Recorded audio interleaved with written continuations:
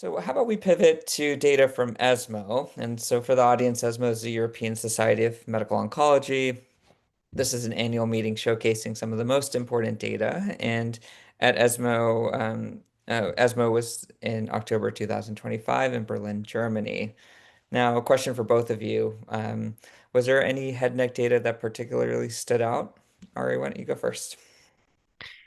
Yeah, I mean, there were actually quite a few interesting studies that came out at ESMO.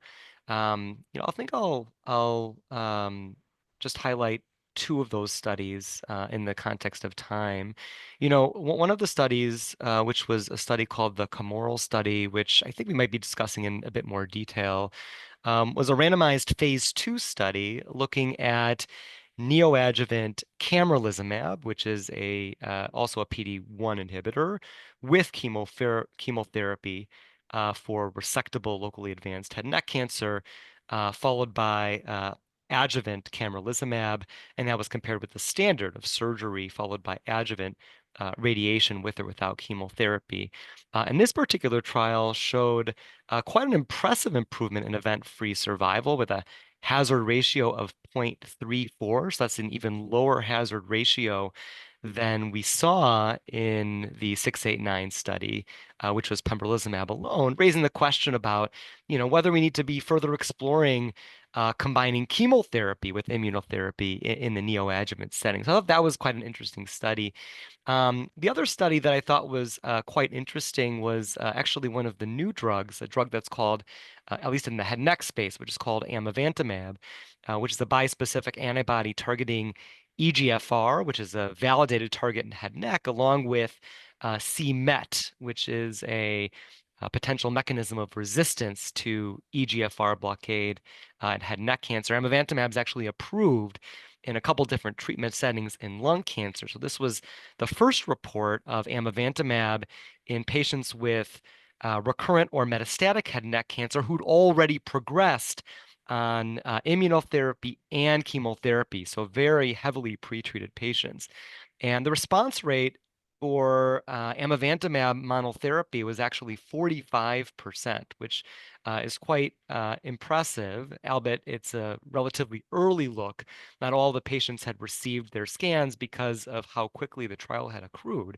But nonetheless, as an early look, also looked quite interesting and promising as a new uh, novel therapy in the head and neck cancer space. So I think those were the two of the ones that stood out, but there were a number of quite interesting trials that I thought came out at ESMO this year. Thanks, John. How about you?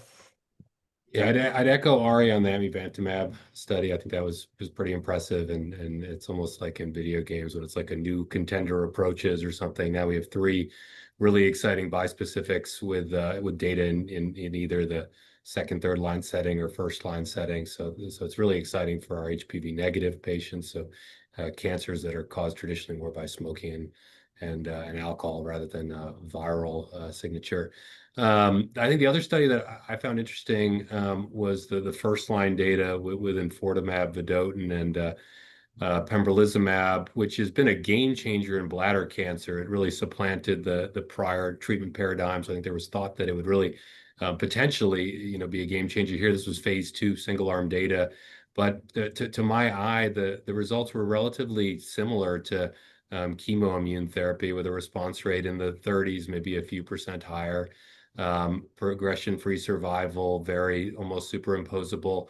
So it was a little bit less. I think it's important data because I was excited to see what it was, but I was maybe underwhelmed with the result, and it questions if that's going to be the best platform. There was earlier data in the phase 2 setting, heavily pretreated patients, small study with pretty impressive response rates. So I was really curious to see what the frontline data would be, and we'll see in the fullness of time. But I'm not sure that is going to be a game changer for patients like it was in bladder cancer.